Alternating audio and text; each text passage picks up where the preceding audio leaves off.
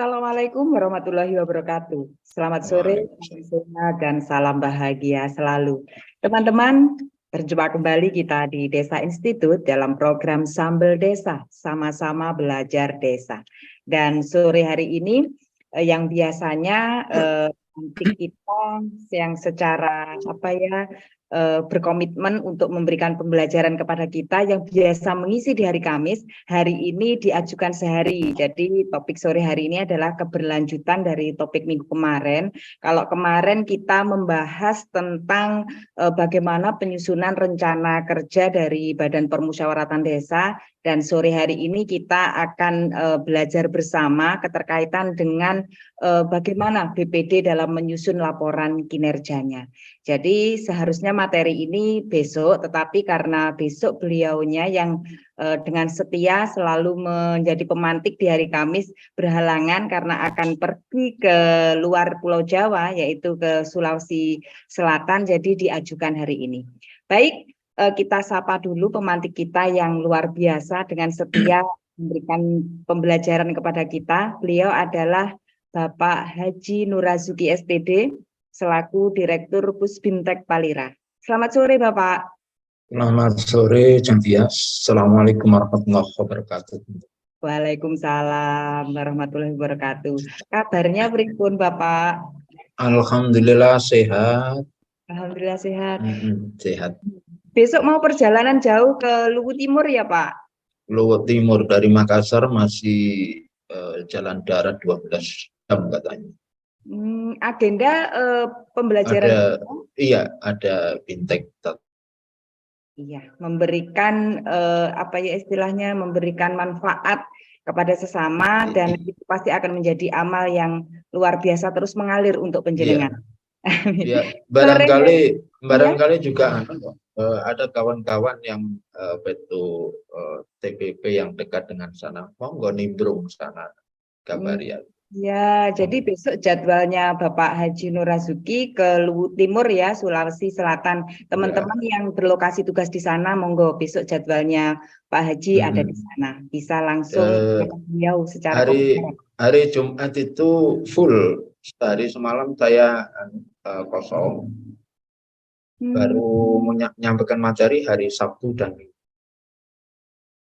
Ya, jadi waktunya lama, jadi teman-teman nanti bisa kopi darat dengan beliau di hari Jumat, Sabtu berada di Luwu Timur, Sulawesi Selatan.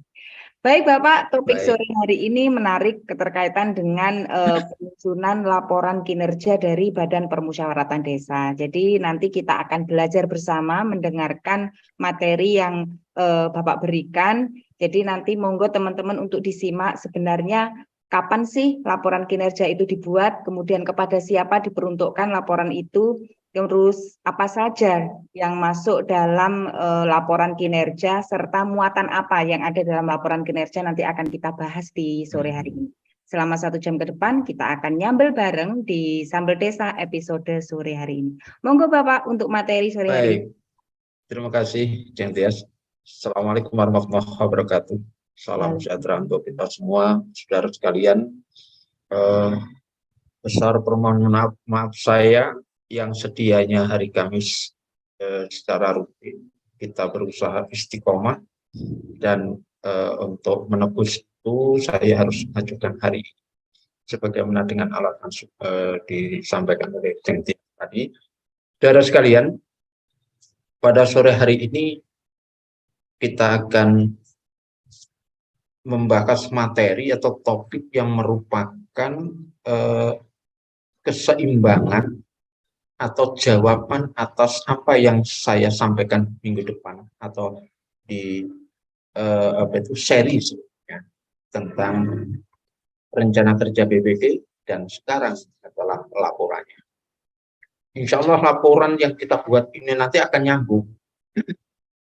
Tapi kalau BPD tidak pernah buat rencana kerja, pasti tidak bisa buat laporan.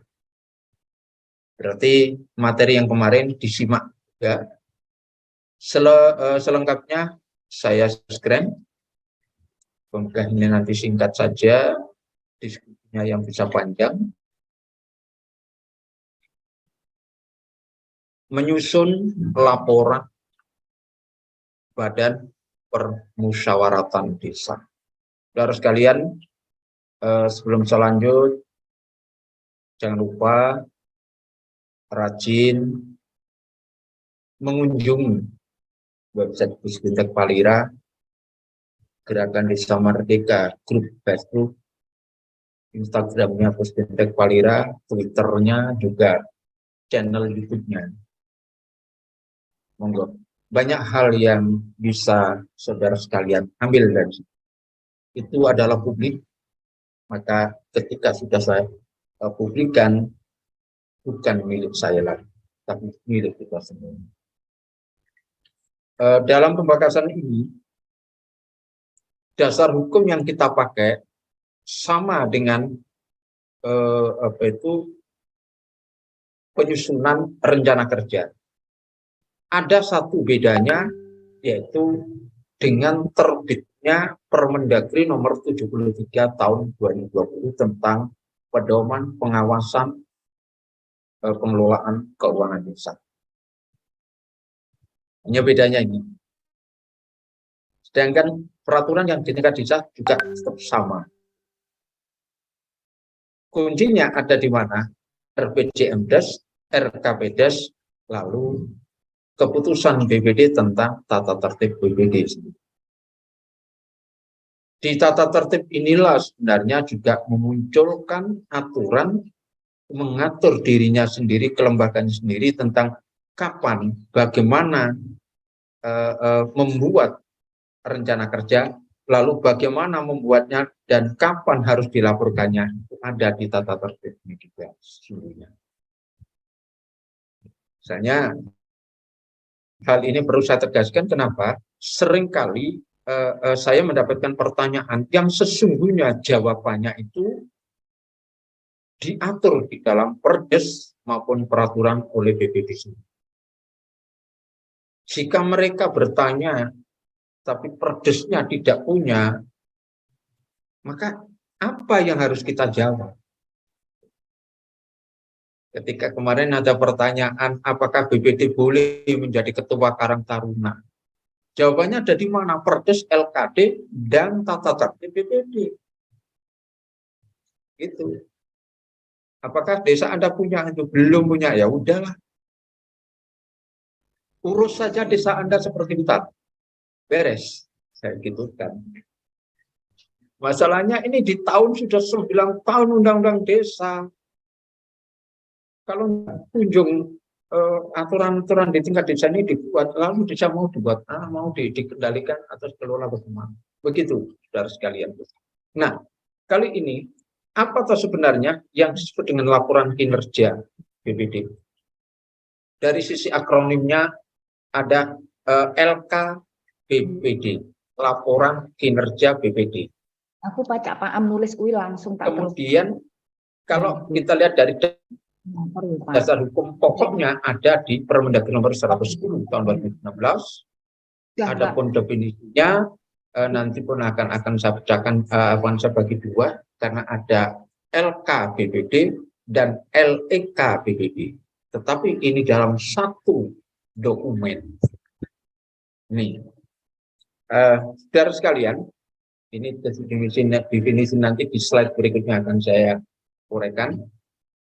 Kedudukannya, laporan kinerja ini sebagai laporan BPD kepada bupati dan masyarakat secara tertulis. Jangan lupa,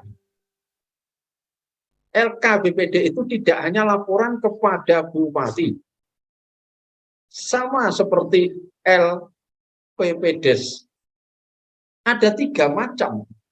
LPPdes kepada bupati, LKPPdes kepada BPD, IPPdes kepada masyarakat secara tertulis. Informasi penyelenggara pertanggungjawaban penyelenggaraan pemerintahan. Kalau kepada BPD laporan keterangan penyelenggaraan pemerintahan. Kepada bupati hanya laporan penyelenggaraan pemerintahan. LPPdes, LKPPdes, lalu IPPdes. Di BPD juga ini ada dua hal, cuma dengan istilah yang sama. Bukan informasi kepada masyarakat BPD itu, laporan. Makanya LK BPD ini itu ditujukan kepada bupati dan masyarakat secara tertulis. Sudahkah ini dilakukan? 0,000% yang sudah. Bentuknya adalah sebuah bukan perdes, tetapi dokumen BPD. Nah, legalitasnya ini akan ditentukan dengan apa? Peraturan BPD sendiri atau keputusan BPD tentang laporan. Itu sebagai dokumentalitas di awalnya itu akan muncul. Jadi itu diputuskan sehingga dokumen ini legal, formal. Tata naskah dinasnya ini adalah benar-benar resmi. Oke. Substansinya apa? Berupa laporan pelaksanaan tugas dan fungsi BPD sebagai badan di desa serta hasil pengawasan dan evaluasi atas kinerja kepala desa. Pada intinya berarti ada dua segmen penting di situ, laporan kerja BPD atas program-program sendiri, tapi juga laporan BPD atas hasil pengawasannya dan evaluasinya terhadap kinerja kepala desa. Tapi itu dalam bentuk satu dokumen dengan dipisahkan istilahnya, kalau bab dipisahkan bab begitu loh. Karena pasal yang mengatur tentang laporan kinerja itu adalah merupakan bagian daripada laporan kinerja. Mirip dengan sebangun dengan LPRP APBDes adalah perdes dan merupakan bagian tak terpisahkan dengan LPPDes. Sebangun dengan itu.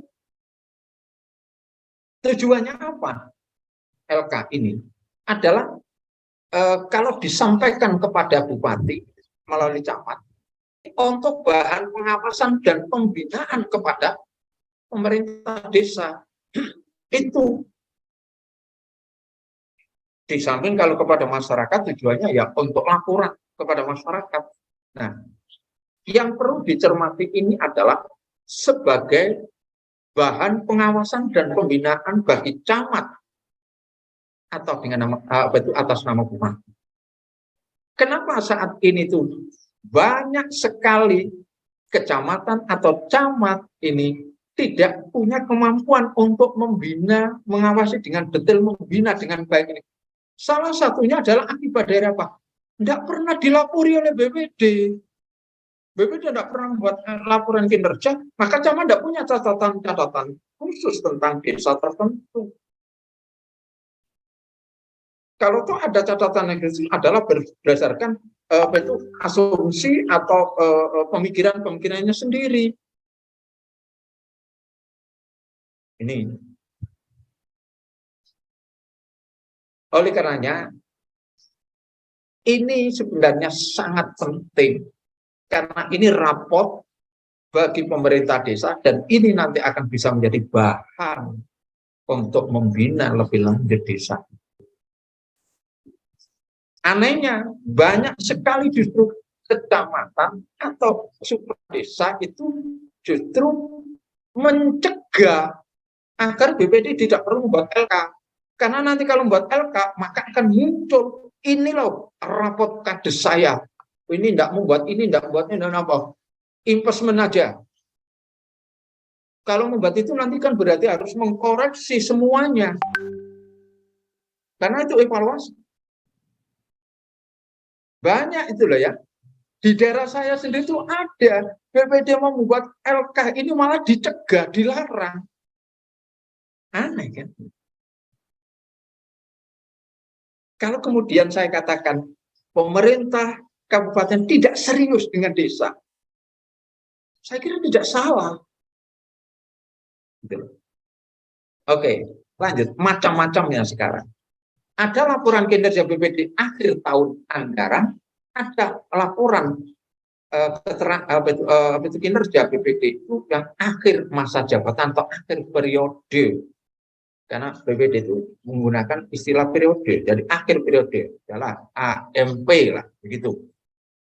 Nah, sedangkan itu untuk ini kapan dibuatnya? Laporan kinerja akhir tahun anggaran itu dibuat selambat-lambatnya 10 hari setelah menerima LKPPDes akhir tahun anggaran. Nah, begitu juga AMC-nya. Kalau 10 hari setelah menerima, jika kemudian LPPDes-nya itu dibuat atau disampaikan dengan batas tanggal paling akhir 30 Maret, karena paling selambat-lambatnya adalah 3 bulan setelah akhir tahun anggaran, laporan kepala desa itu atau LPPDes itu, berarti paling lambat setiap tahunnya BPD itu adalah 10 April. 10 April. Tetapi kalau LPPDes ini disampaikan oleh kepala desa misalnya tanggal misalnya pada tanggal 1 Maret, maka 10 Maret atau 11 Maret. Gitu. Jadi di sini ukurannya bukan batas akhirnya dengan LPPDes, tetapi adalah batas berdasarkan kapan LPPDes disampaikan pada BPD. 10 hari setelah LKPPDes. Oke, itu saudara sekalian. Definisi yang sengaja saya pendek tadi itu karena ingin saya urutkan ada 2 masalah supaya lebih detail. Dalam satu dokumen itu ada laporan kinerja BPD, ada laporan evaluasi kinerja BPD. Permendagri nomor 110 soalnya membaginya seperti itu. Nah, kalau laporan kinerja itu hanya laporan yang terkait dengan pelaksanaan tugas dan fungsi BPD dalam 1 tahun anggaran atau lama masa jabatan. Sedangkan laporan evaluasi kinerja kepala desa itu laporan dalam rangka kegiatan BPD dalam rangka apa? Melaksanakan tugas dan fungsi pengawasan atas kinerja kepala desa. Itu. Jadi dalam rangka melaksanakan fungsi pengawasan dan evaluasi terhadap kinerja kepala desa. Bahasanya apa? Kalau laporan kinerja itu intern terkait dengan aktivitasnya yang merupakan tanggung jawab dia secara sebagai badan publik, sebagai bagian kelembagaan desa, sedangkan laporan kinerja itu laporan terkait dengan hasil pengawasannya dan hasil evaluasi terhadap seluruh laporan kepala desa. Nah, keduanya ini dijadikan begitu. Meskipun demikian, saya ingin coba rincikan, saudara sekalian, sesungguhnya bahwa pengawasan yang dilakukan terhadap pemerintah desa itu bisa dilakukan dari 2 arah, intern dan ekstern atau internal dan eksternal. Internal itu oleh BPD dan masyarakat, sedangkan eksternal itu adalah dari Binwas. Dalam hal ini yang itu secara langsung adalah menjadi tanggung jawab daripada camat atas nama bupati. Itu PP 18 tahun 2017. Ini. Nah, bagaimana pengawasan yang dilakukan oleh masyarakat dan BPD? Indikatornya sama. Ini mungkin tidak menemukan di Permendagri nomor 73, tidak seperti ini. Nanti akan saya uraikan ini. Jadi indikatornya sama, karena apa? BPD ini bersama-sama dengan masyarakat. Tetapi masyarakat harus menggunakan format. Setidaknya masyarakat adalah menjadi membantu BPD di dalam pengawasan dan evaluasi. Nih. Indikator apa saja mengenai produktivitas daripada pemerintah desa? Kualitas layanannya, kemudian responsivitasnya, kemudian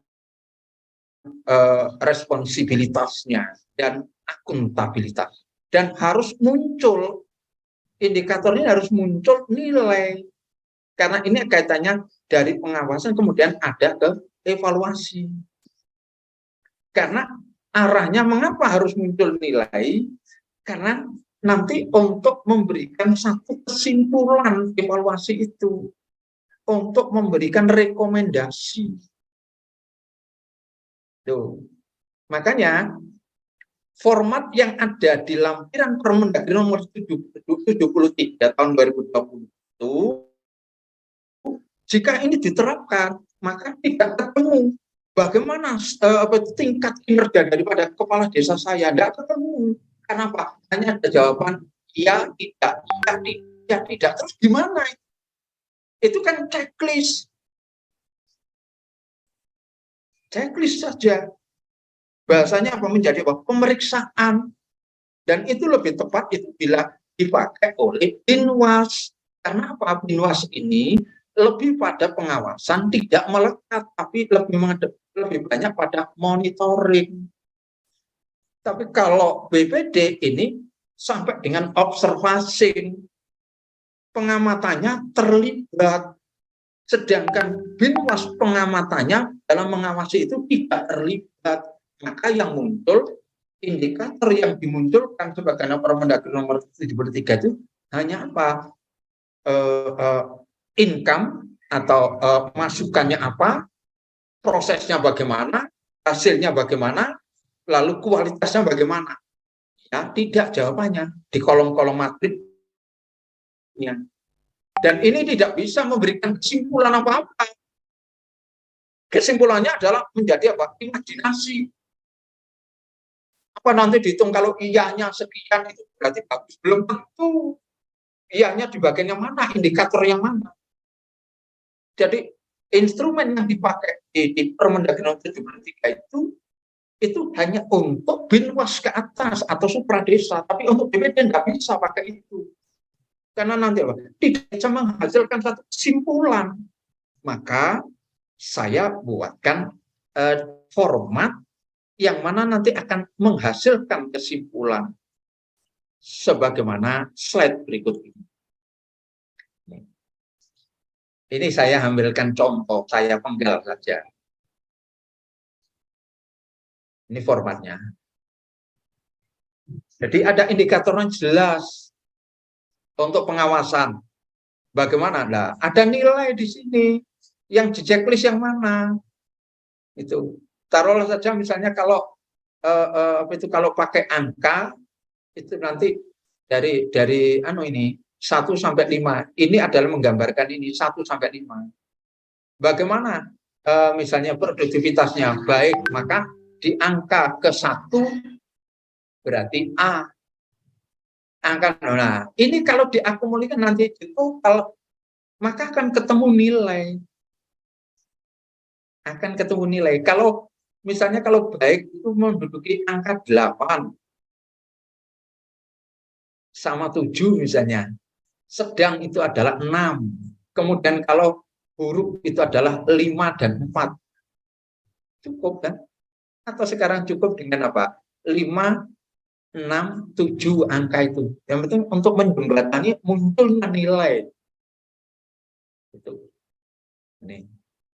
Ini kalau pengawasan. Kemudian kalau evaluasi, ini sudah ada laporan.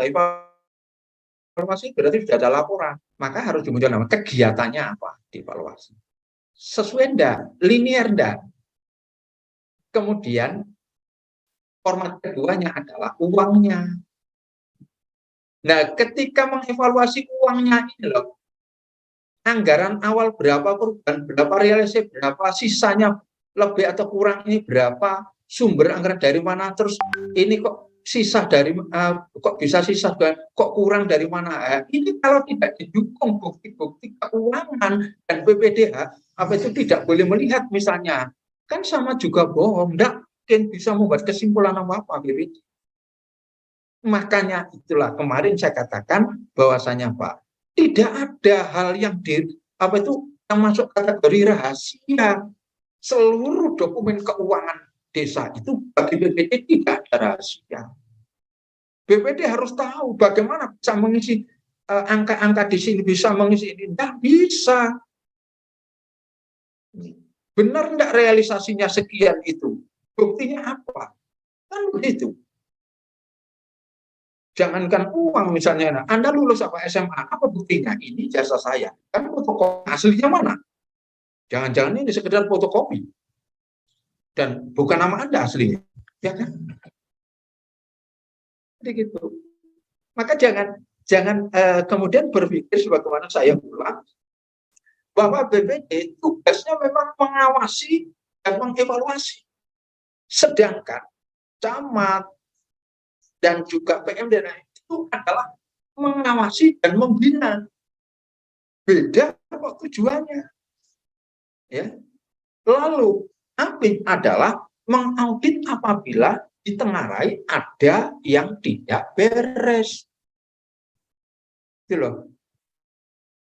Auditnya APIN harus ada berdasarkan laporan. Sebenarnya laporan dari mana yang mana? Ya dari BPD.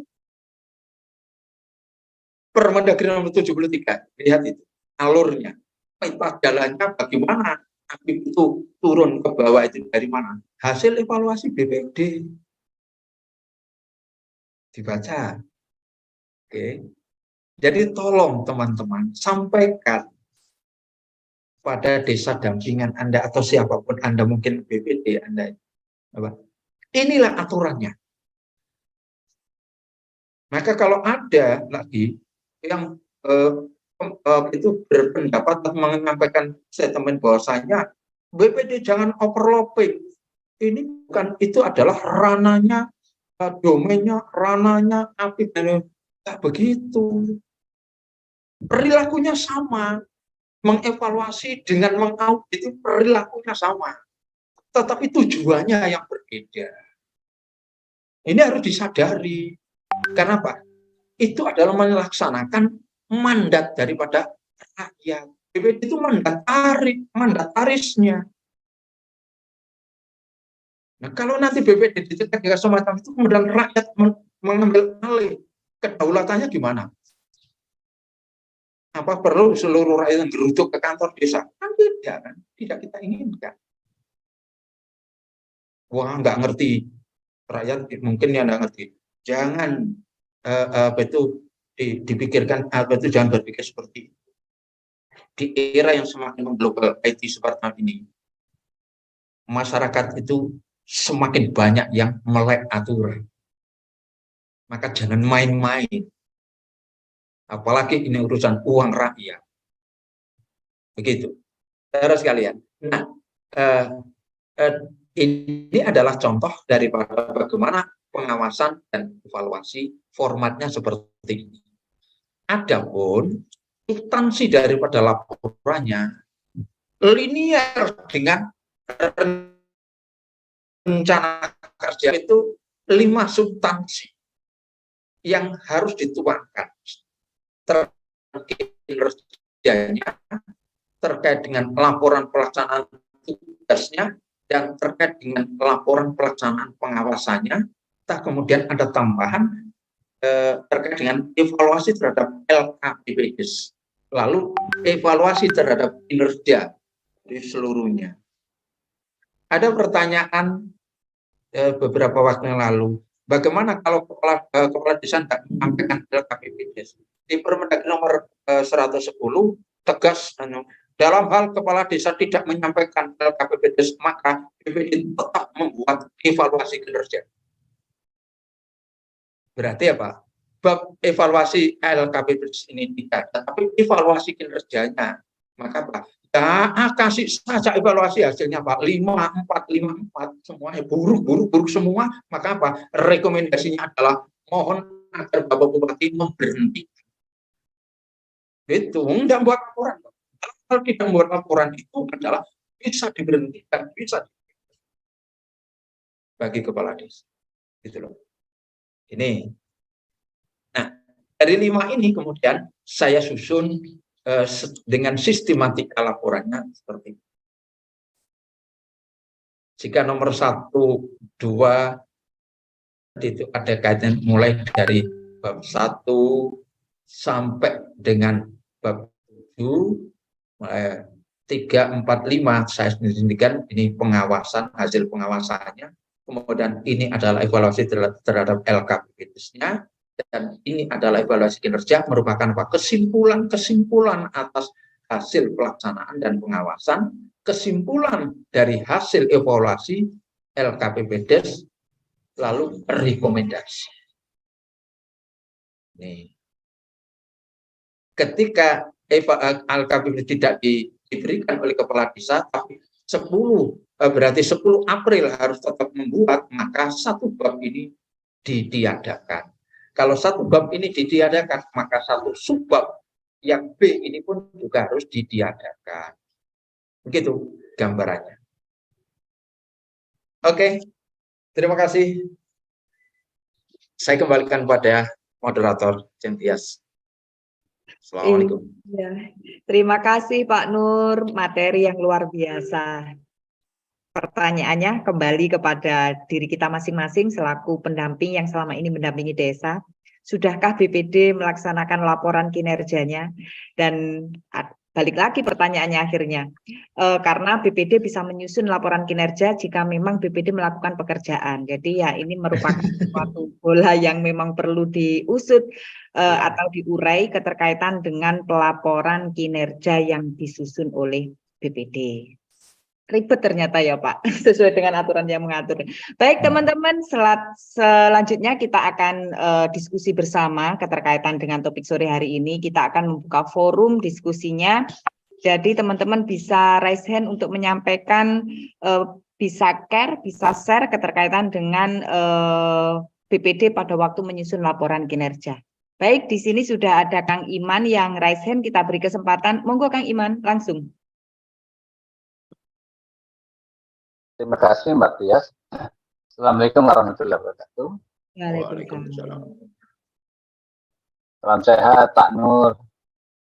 Oke Mas. Oleh-olehnya ya Pak Nur. Oke. Ya ikut soalnya lu itu oleh-oleh ya lu Mas. Yang menarik. Sebelum ke laporan kinerja, saya sedikit share aja gitu. Di awal setelah BPD dilantik, saya masih ingat itu.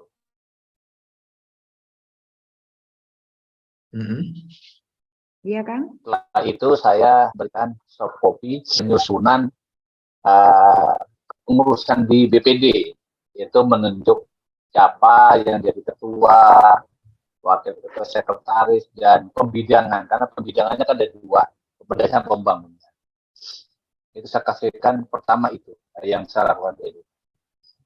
Terus berikutnya, selama ini memang saya juga kemarin juga nyampein kepada beliau yang saya hormati, Bimpa saya, tolong kita bareng-bareng yuk menguatkan desa, khususnya adalah BPD.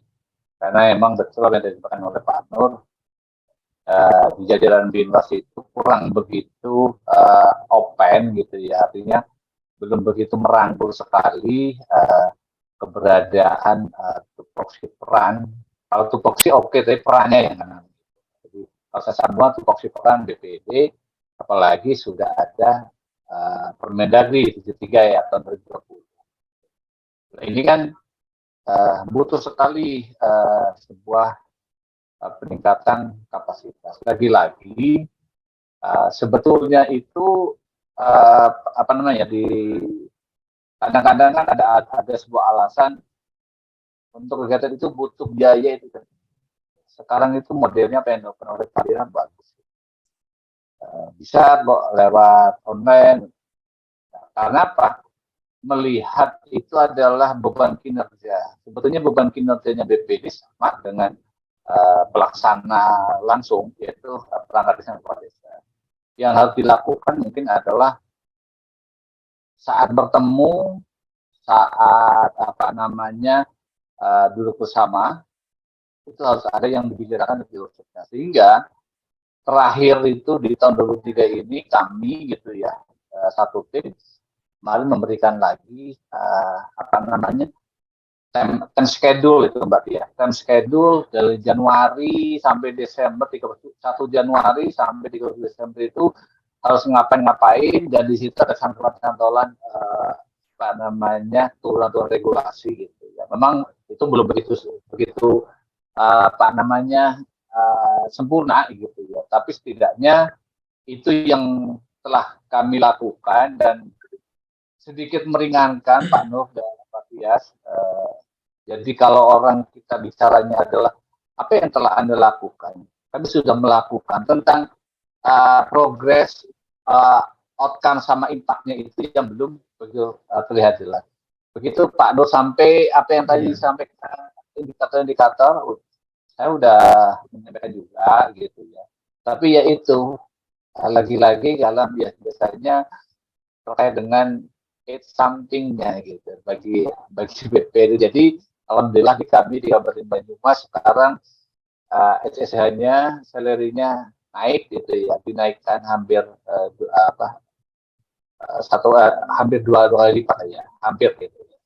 Jadi cukup sedikit saya memberikan edukasinya, jadi akan itu aja Pak Nur. Makasih apa yang bisa disampaikan Pak Nur. Baik, makasih. Ya. Bisa langsung Pak Haji. Iya, baik, saya tanggapi bahwa memang Mas di beberapa kabupaten juga tampaknya itu juga ada kesalahpahaman untuk penggunaan ke arah peningkatan kapasitas ini.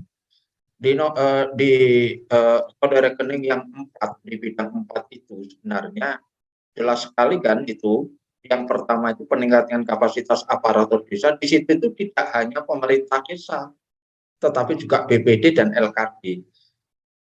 Nah, itu adalah dari dana desa. Jika beberapa, kalau nggak salah 1 tahun atau 2 tahun kemarin itu, dana desa nggak boleh untuk bintek itu, ini kan ngawur Mas, nggak bisa begitu. Kalau memang peningkatan kapasitas ini adalah kebutuhan, jangan lupa bahwa merancang program itu berdasarkan kebutuhan, bukan keinginan, apalagi keinginan yang atas. Nggak boleh itu. Bagaimana kemandirian, bagaimana ini kedaulatan dari desa itu. Ini yang harus teman-teman di TPP cobalah lebih berpihak kepada desa, bahwa desa itu bagaimana kalau digembar-gemborkan desa berdaulat, tetapi kalau ternyata seluruhnya intervensi, bahkan hampir seluruh persoalan tentang penggunaan dana transfer itu direduksi, diambil secara intervensi, secara masif, itu tidak akan pernah selesai berhasil. Kenapa? Desa sudah membuat program berdasarkan musdesnya itu berdasarkan kebutuhan. Sementara dari atas berdasarkan keinginan, bukan kebutuhan. Padahal antara keinginan dan kebutuhan itu harus kebutuhan dulu yang kalau sekarang sudah disadari kalau BPD itu memang lemah kapasitasnya, maka berarti ini kebutuhan. Kalau kebutuhan, maka berapapun anggarannya harus berani. Kalau tidak demikian, kalau tidak berani mengambil kebijakan yang radikal seperti itu, dan tidak akan pernah bisa selesai problematika desa ini. Dari situlah nanti, ketika BPD membuat program, maka akan ketemu anggarannya butuh berapa. Uang dari mana? Ada banyak sumber. Kalau untuk operasional BPD bisa dari APD, bisa juga dari kalau PAD-nya besar ya malah enak itu. Misalnya kalau yang untuk peningkatan kapasitas atau fintechnya itu apa? DD gunakan. Pak, ini sudah di plotting ini 20%, ini 2%, ini 2%, ini kan menjadikan desa bingung kan. Kalau memang musdes itu tidak begitu penting atau tidak begitu dihargai oleh pemerintah pusat, dan ngapain membuat aturan pakai musdes? Ya semuanya saja sudah dibatik dari atas itu loh. Bahkan nominalnya sekalian aja, enggak usah persen. Nah inilah tahun 2023 sebenarnya kan peluang itu sudah semakin longgar, intervensi ini semakin dikurangi. Nah inilah kesempatan untuk desa untuk menyiapkan dengan baik. Apa yang dilakukan Mas Iman tadi, ya tinggal apa? Melanjutkan aja. Ya memang kondisi itu seringkali juga menjadi benturan. Karena apa? Kalau BPD-nya itu yang dikuatkan, Mas, pemerintah desa juga tidak berkenan. Bahkan Supra desa juga tidak berkenan. Itu tantangannya. Nah kalau BPD-nya pinter nanti terus saya dapat apa, nanti saya dapat apa. Lu mikirnya itu dapat apa. Ini kan nggak beres tuh. Inilah yang nggak beres.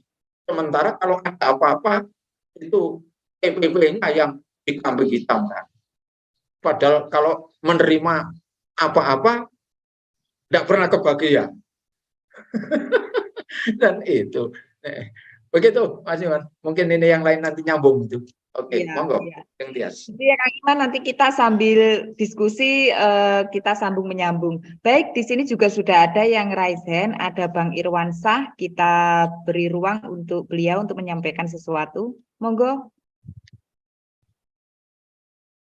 Ya Bu, ada suaranya? Ya, sudah terdengar Bapak, monggo.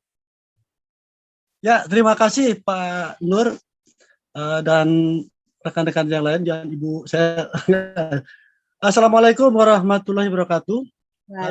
Perkenalkan, saya dari Karawang, tepatnya di Kecamatan Kota Baru. Jadi saya agak terlambat, cuman saya akan mencoba ini topiknya laporan kinerja. Jadi saya cerita dulu bahwa saya sudah 2 periode jadi BPD, sekarang periode kedua dan berakhir nanti 2024. Selama saya jadi BPD itu baru sekali kami BPD membuat laporan kinerja. Itu pun bukan permintaan dari camat atau Pemda, tapi ada kebutuhan. Waktu itu ada satu kegiatan lomba yang salah satu persyaratannya membuat laporan kinerja.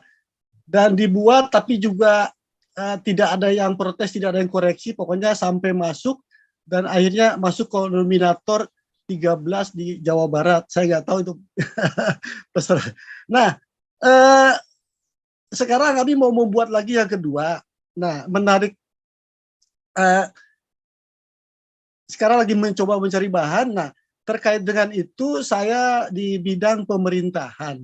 Jadi tadi disampaikan bahwa kita membuat laporan itu berdasarkan kita bekerja. Ya, kalau kita bekerja baru kita bisa membuat laporan. Mungkin dari unsur dari pengawasan itu. Nah, terkait bidang saya ini hanya ketua bidang, bukan ketua bidang pemerintahan dan pembinaan. Ya, mengenai bidang saya ini yang harus dilaporkan itu seperti apa? Karena kalau pembangunan tuh kasat mata lah, semen, pasir dan apa ada gedung. Kalau saya itu kan kalau dilihat ini banyak insentif, biaya belanja ini lebih banyak yang tidak kelihatan. Seperti membeli sesuatu aja kita kan juga tidak tahu spesifiknya gitu. Nah itu yang jadi untuk bidang saya seperti apa gitu kan ya. Nah juga nanti saya sedikit agak melebar bahwa memang kita tidak pernah membuat se-Kabupaten Karawang ini, saya yakin juga banyak yang belum. Kalau karena dilihat dari yang lomba itu kan hanya berapa desa Barat. Itu karena bagaimana kita membuat, karena tidak ada tuntutan dari Pemda atau dari camat yang jelas-jelas di undang-undang di Permendagri 110 ada. Nah inilah kalau tidak ada yang disebut pembinaan atau apa juga tidak akan ada. Nah saya sendiri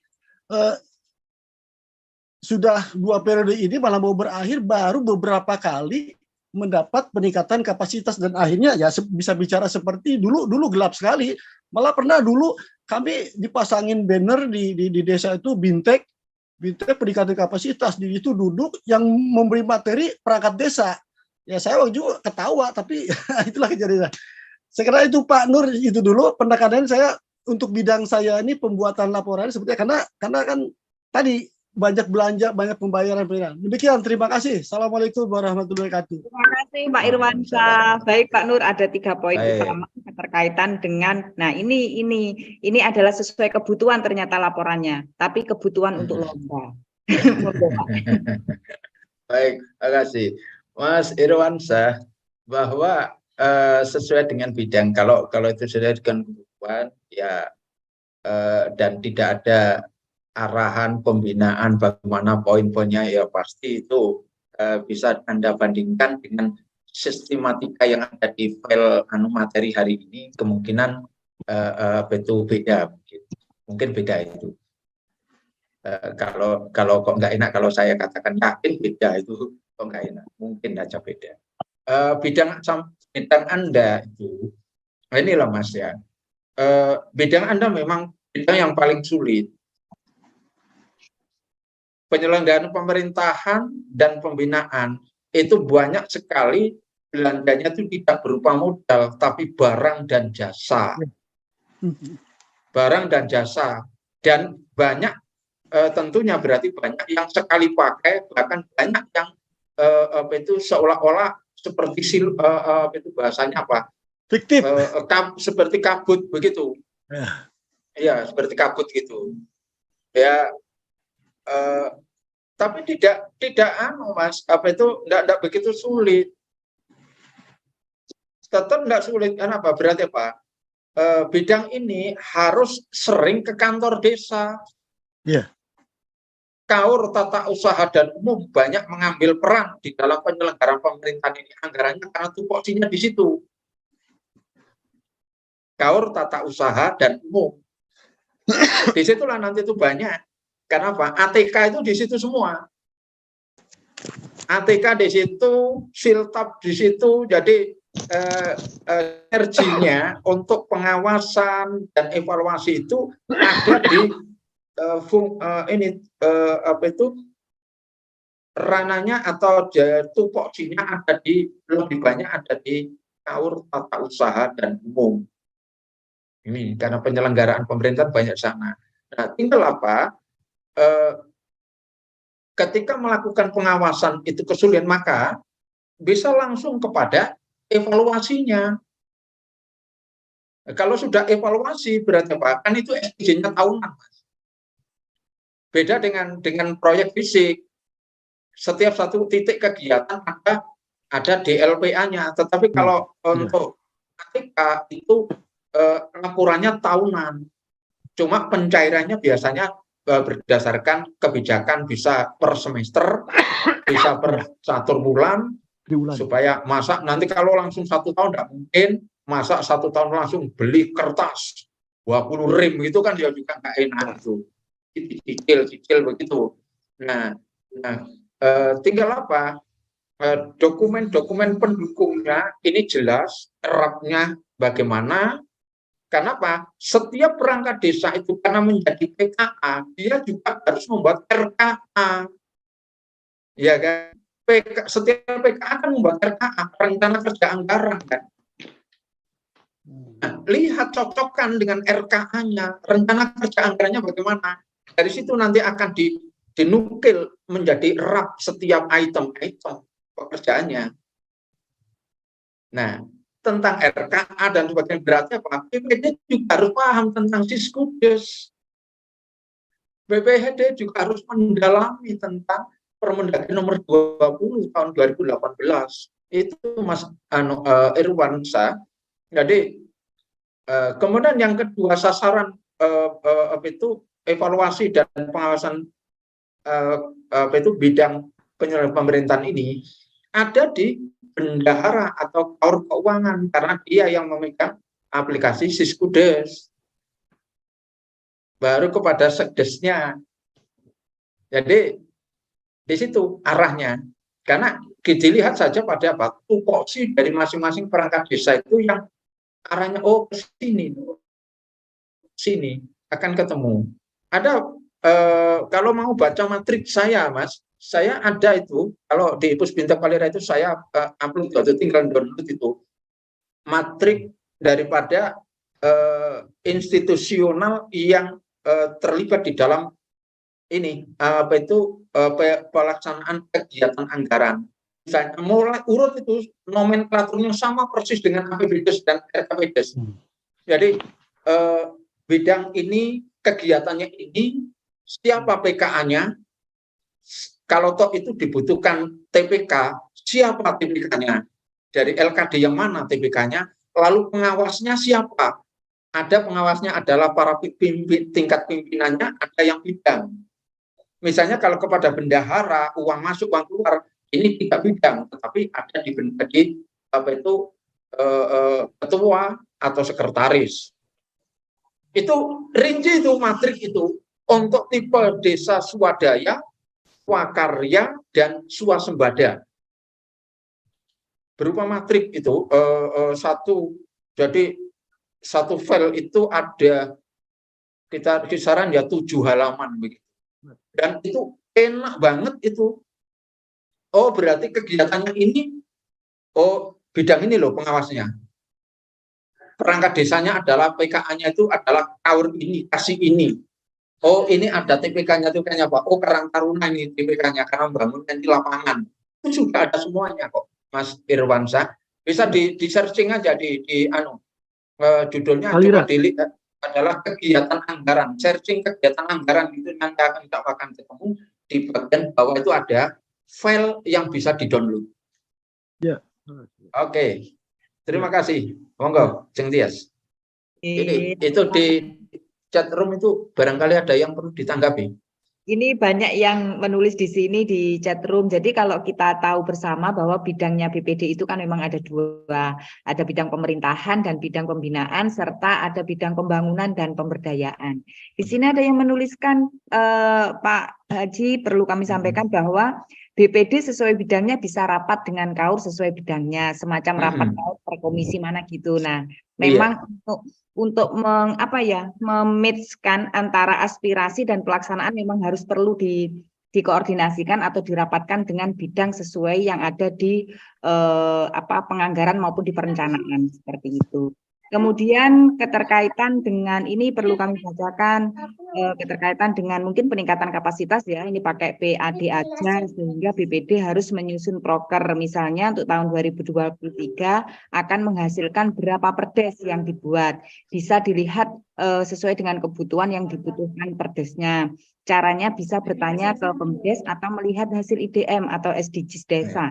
Di situ ada rekomendasi yang dibutuhkan oleh pemerintah desa. Jadi memang artinya perlu sinergi dan koordinasi keterkaitan dengan baik penyusunan rencana kerjanya BPD maupun laporan kinerjanya.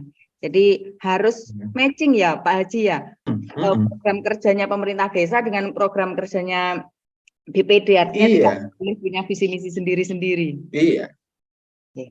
Yang sendiri-sendiri itu Jeng Tias. Administrasi, operasional, itu sendiri-sendiri.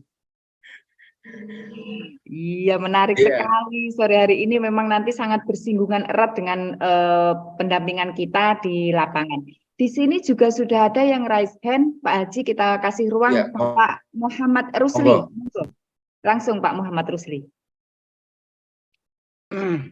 Assalamualaikum warahmatullahi wabarakatuh. Ya, waalaikumsalam. Pak, bisa open video? Sinyalnya kurang bagus nih. Gitu. Ya, monggo. Tadi Pak Irwansyah kan sudah memberikan testimoni bahwa dalam kurun waktu tertentu memang laporan BPD ini belum maksimal. Itu artinya bahwa pemerintah daerah sebagai perpanjangan tangan dari pemerintah pusat untuk melakukan pembinaan dan pengawasan, menurut saya itu belum maksimal ya. Satu. Yang kedua, di desa kan ada tenaga pendamping ya dari D3MD. Nah, menurut saya berarti ini belum maksimal juga dilakukan. Nah, di dalam di dalam Permendagri nomor 110 tahun 2016 tentang BPD itu sudah tercantum di pasal 66. Ada, kalau tidak salah ada 6 ya. Salah satunya di situ adalah memberikan bimbingan, pemantauan, evaluasi, dan pelaporan. Nah, mengacu kepada RKA tadi, harusnya kan setiap tahun perlu ada bimbingan atau BIMTEK atau pelatihan kepada aparat desa, baik itu kepala desanya sampai BPD sampai lembaga terkait lah.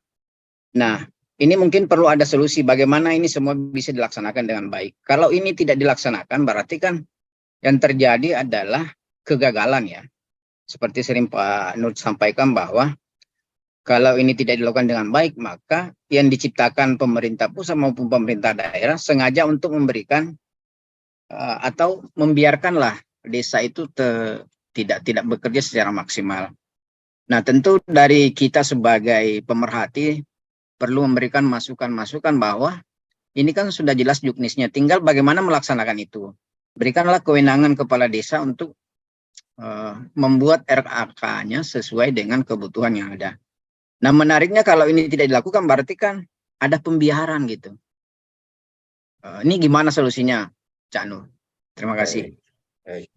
Iya, terima kasih Pak Muhammad Rusli. Ini keterkaitan dengan peningkatan kapasitas bagi BPD juga ya. Tapi kalau kita ini di sini banyak Satu lagi Mbak. Sekarang kan ada program Kemendagri terkait dengan P3PD. Itu gimana itu? Ya. Nanti di sini juga ada teman-teman dari PD dan TA, mungkin bisa gabung nanti karena ini menjadi bagian dari unit kompetensi bagi teman-teman PD dan TA juga. Ada unit kompetensi untuk fasilitasi peningkatan kapasitas pemerintahan desa, di mana BPD masuk di dalamnya. Jadi nanti teman-teman TA dan PD bisa gabung di sini. Monggo Pak Nur, keterkaitan dengan. Baik, terima kasih. Ya, memang Mas Rusli mungkin sering baca tulisan saya, bahkan saya ada tulisan saya yang sangat menohok itu, ya. Bahwa pembinaan ini gagal, bahwa pengawasan gagal. Dua judul itu memang, ya. Saya punya bukti-bukti, salah satunya ya sebagian yang saya ungkap pada hari ini. Bagaimana mungkin BPD ini akan bisa berkualitas, padahal jangan lupa bahwa ketika pemerintah itu kuat, wakil rakyat BPD ini adalah simbolnya rakyat. Ini harus kuat juga, gitu loh. Karena kalau pemerintah terlalu kuat, rakyat terlalu lemah, BPD lemah lah, gitu. Maka tirani yang muncul. Tapi kalau BPD terlalu kuat dan pemerintahnya yang lemah, maka yang muncul adalah anarki. Nah, yang paling bagus gimana? Keduanya harus kuat. Tidak boleh ada yang ditekan. Harus kedua-duanya ini dikuatkan. Baru munculnya adalah demokrasi. Itu sebenarnya yang ingin saya pesankan secara moral, bahwa kenapa saya memilih pada program rencana kerja BPD dan laporan kinerjanya. Kok enggak RPJMDes, RKPDes, wah itu sudah dibahas sama Mas Iman dan kawan-kawan kalau RPJMDes, RKPDes itu. Jadi saya mending bahas yang lain aja gitu.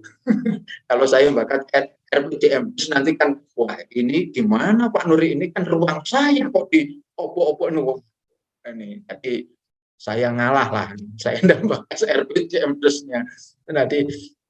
Nah, Mas Rusli benar kalau memang salah satu daripada walaupun itu tidak secara langsung, teman-teman di pendamping itu pada intinya sesungguhnya adalah ada kaitan dengan mengawal dana desa, karena kebetulan bahwa peningkatan kapasitas itu ada di nomenklatur, ada di rekeningnya itu bidang 4, pemberdayaan, di mana pemberdayaan ternyata itu fokus prioritas penggunaan dana desa itu ada di bidang kedua, pembangunan, dan bidang keempat, pemberdayaan. Maka ya wajarlah kemudian muncul ada tugasnya, salah satunya kompetensinya adalah memfasilitasi tadi.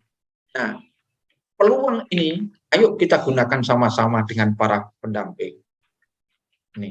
Pak Lira siap, Ayo kita kerjasama. Nih, jika memang ini BPD kita pendampingi, kita fasilitasi untuk peningkatan kapasitasnya. Kalau pemerintah desa sudah sangat sering tiap tahun, kadang ada yang 2-3 kali dengan dalih studi banding, dengan dalih macam-macam, kadang banyak itu sudah BPD yang belum. Ayo kita kasih ruang, segeralah. Sebab ini nanti membangun desa ini, kalau BPD-nya juga dikuatkan, yakinlah kita, desa segera tertata kok. Teman-teman pendamping akan lebih ringan pekerjaannya. Karena desa tertata. Tidak akan ada konflik. Cara menghilangkan salah satu trik, 0 kasus kepala desa masuk bui adalah BPD kuat. Itu kunci itu. Kalau BPD-nya kuat, maka dijamin kepala desa tidak akan ada yang masuk bui nanti. Tapi kalau BPD-nya dibiarkan lemah, bahkan dilemahkan, udah sekali ini, hari ini tidak berani. Ada yang berani. Kalau kepada saat berkuasa tidak dilaporkan, maka pada saat sudah mantan kepala desa, mantan perangkat desa pun juga bisa dikenai, bisa dilaporkan. Gitu loh. Ini Ceng Tias kayaknya ada keperluan itu tadi. Mas Iman bisa dilanjut saja, monggo presiden misalnya. Terima kasih Pak Nur. Iya, iya. Jadi nggak nyambung apa yang disampaikan oleh Pak Muhammad Rusli. Itu biasanya gitu yang dilakukan oleh kita ya, terutama para pendamping. Kalau ada sebuah regulasi atau ada sebuah jalan kebuntuan, itu ada sebuah peran mediasi dan fasilitasi. Nah, sehingga contoh gitu, apa yang tadi disampaikan, oh ini kan kegagalan pendamping. Belum tentu sampai titik final gitu. Karena apa? Kita punya kode etik, kita punya tupoksi peran, juga edukatif, fasilitatif, gitu, advokasi, mediatif. Gitu ya. Nah, pemerintah desa itu penguasaan wilayahnya ada di Binwas, gitu ya. Dan itu sudah sesuai gitu ya. Nah, sehingga di mana sel-sel yang bisa kita masuki itu adalah sesuai dengan tupoksi peran gitu. Karena di pemerintah desa itu kan ada beberapa kementerian yang ikut mengatur. Seperti di pemerintahan itu Kemendagri, pembangunan pemberdayaan sama Kemendes, ya. Dan tata kelola keuangan itu ada di Kementerian. Yang harus saya lakukan itu adalah itu tadi yang pertama BPD terbentuk harus terbentuk jelas siapa ketua dan bla bla bla. Kenapa? Di situ akan mulai pengawalan selerinya itu kan BNBA gitu ya. Terus setelah itu baru memang desa ini perlu ada peningkatan kapasitas baik khususnya kepada BPD. Juga kami juga sering mensondingkan hal ini kepada Binwas ataupun kepada Bina PMD di masing-masing dinas DPMD atau di Terpadu. Dan itu yang sementara ini yang bisa saya lakukan. Dan kami jujur tidak terbatas pada hal semacam itu saja. Jadi satu hati itu ya, dari hati ke hati. Itu yang kami bangun. Jadi efek-efek yang lainnya, insya Allah kami tetap belajar mengedukasi diri, selebihnya adalah sebuah kolaboratif karena unsur-unsur di pembangunan di desa itu kan banyak sekali, terutama adalah kelompok masyarakat sebagai pengawas Iya, luar biasa ilmu sore hari ini dan tak terasa teman-teman kita sudah berada di jam 5. Jadi semoga pembelajaran hari ini menjadi referensi bahwa ternyata BPD memang perlu materi sore hari ini itu nyambung dengan materi minggu kemarin. Jadi teman-teman yang kemarin tidak ikut dalam Sambal Desa tadi malam saya nyari remote nggak ada, saya cabut. Oke, baik, tak terasa teman-teman kita sudah berada di penghujung acara. Pak Nur Razuki, Pak Haji bisa memberikan closing statement untuk sore hari ini. Baik, terima kasih saudara sekalian. Antara rencana kerja dan laporan kinerja sudah tuntas. Sekarang tinggal teman-teman BPD bagi BPD. Dan jika ini ada celah untuk masuk teman-teman pendamping, silakan ambil peran. Kita semuanya punya keinginan bahwa segeralah desa ini benar-benar menjadi desa yang berdaulat. Kedaulatan desa sebelum diambil kembali oleh rakyat, maka BPD harus dikuatkan sebagai humanitarisnya. Terima kasih.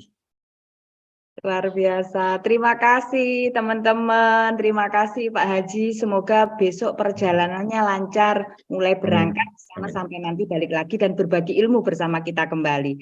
Baik, seperti yang disampaikan oleh beliau, ambil peran. Dan siapapun kita, dari manapun kita punya peran. Dan dalam berperan, jangan baperan. Sampai jumpa di episode Sambal Desa selanjutnya, mulai hari Senin sampai hari Jumat, jam 4 sampai jam 5 sore waktu Indonesia Barat. Salam sehat dan salam bahagia selalu untuk keluarga tercinta. Wassalamualaikum warahmatullahi wabarakatuh. Waalaikumsalam.